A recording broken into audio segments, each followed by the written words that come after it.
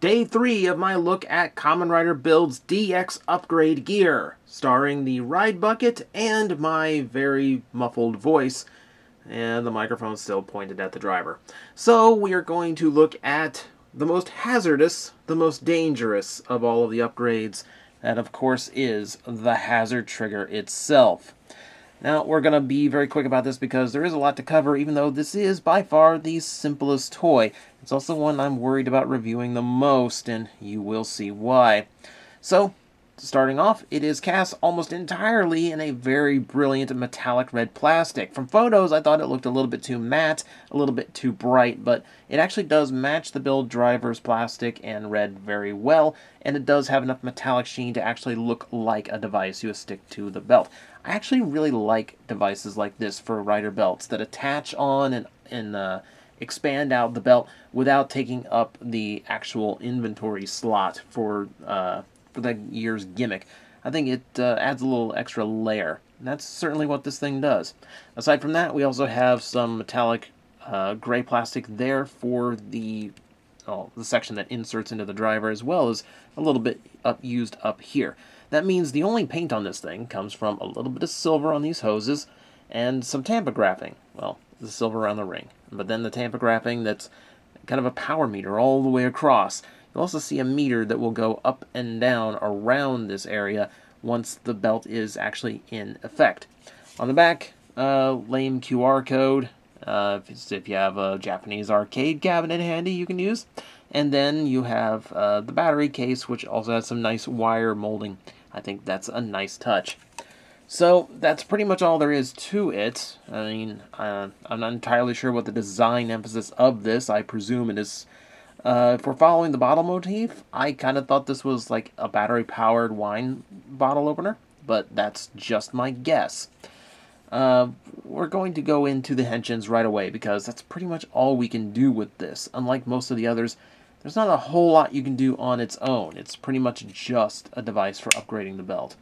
But in order to do that, we need to flip this translucent light blue cover, because every dangerous button needs a cover that flips around and reveals what should be a bright red danger button. But I guess when the whole switch is bright red, you can kind of get away with a blue button, especially if you put in those caution stripes. That's the important part.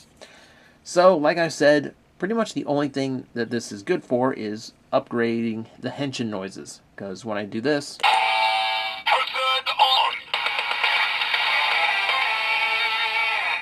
that's pretty much just the standby noise in order to put it into the belt. From here on, we are going straight into henshins.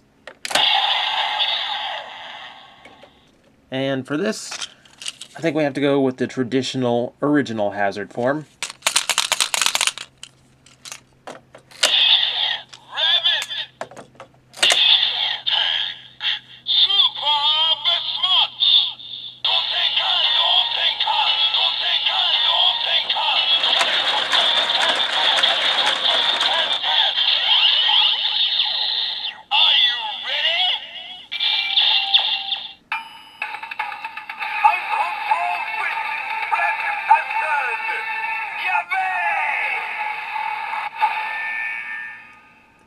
I do like adding a completely different visual of motion to this. Aside from the 3 gears spinning and the fake fluid bouncing up and down inside the bottles, we now have a meter that keeps maxing out as you crank the handle.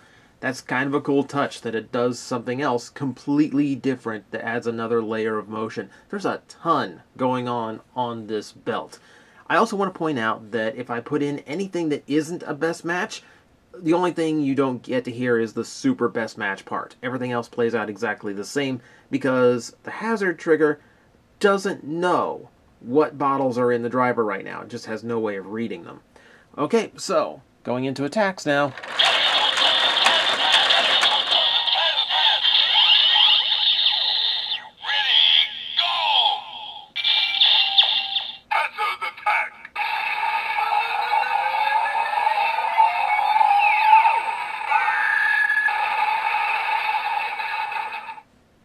And from this point, my brain just can't take any more, so it is time to go berserk, which means hitting the button. Hazard on! Let's go.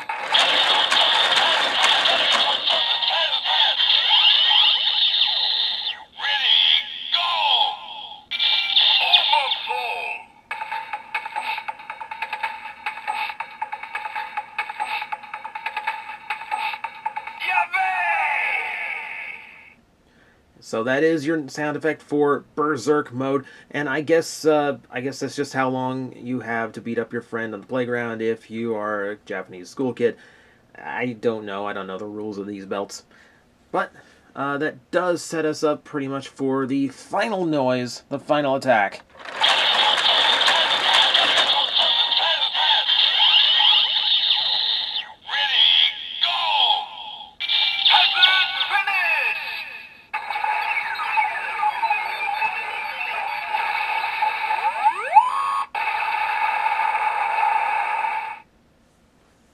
So by attaching this, you do get a completely different style of driver. The noises are more serious, the effects are a little bit bigger, and yeah, just like Hazard Form, it does feel a little bit grander and a little bit more powerful. So all of that is good. Here's the drawback. For whatever reason, the Hazard trigger above all the other build toys is by far the most sensitive. I don't know what it is about the toy, but it is prone to getting lost in a sequence, activating at random at the slightest provocation or jostling of the belt, and even filming this review, I had trouble getting it to cooperate.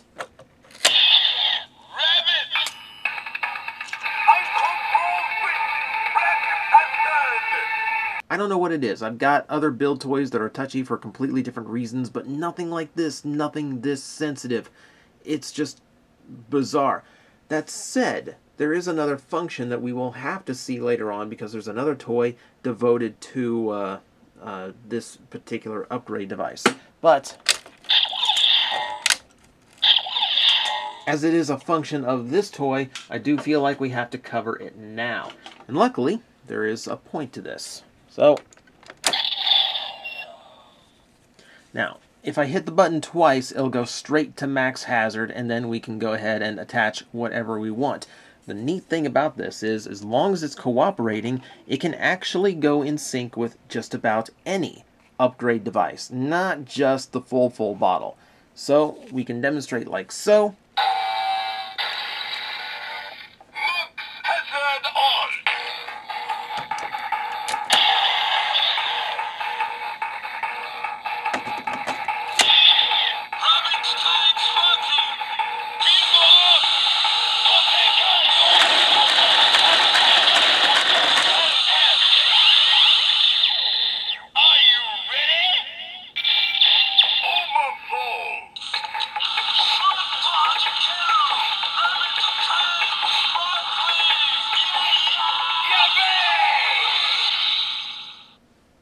Not exactly a perfect sync, but you can tell that everything is timed out so that you can use them at the same time and still hear all of the effects.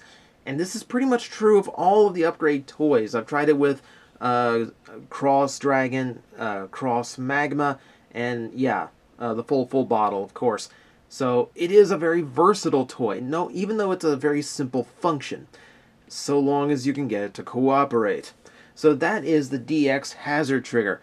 It's fun. It changes the entire sound profile of the Henshin belt, which is great. And yes, it does work with all of the other upgrades, so it is the only one this week that is completely compatible with everything else. Just beware of how sensitive it is, because it is really frustrating sometimes when you just can't get it to behave. I've had more than one incident where I've had to just throw it aside and cool off a little bit. So if you can get by that, and that is in itself its own little brain overload that sends you into a rage, you're going to have fun with it.